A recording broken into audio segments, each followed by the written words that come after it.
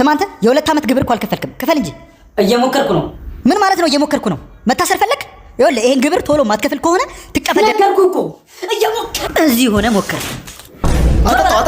አጠጣው። ምን ያደርጋችሁ ነው? በስህተት መርዝ ጠጥቶ ወተት ልናጠጣው ነው። አረ እንዳታጠጡት። ለምን?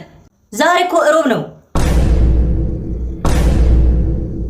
አዎ አንተ አይ በቃ እንሂድ፣ ሐሙስ እንመጣለን።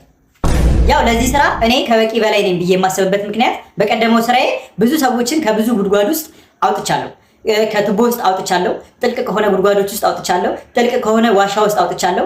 ከ10 ሜትር፣ ከ20 ሜትር፣ ከ30 ሜትር ጥልቀት ካላቸው ጉድጓዶች ውስጥ ሰዎችን አውጥቼ አድኛለሁ። ስለዚህ ለዚህ ስራ ከበቂ በላይ ነኝ ብዬ ስለማስብ ለዚህ ስራ ብቁ ነኝ ብዬ አስባለሁ። ይቅርታ የተለጠፈው እኮ አዋላጅ እንፈልጋለን ነው የሚለው እኮ። ከበቂ በላይ ነኝ።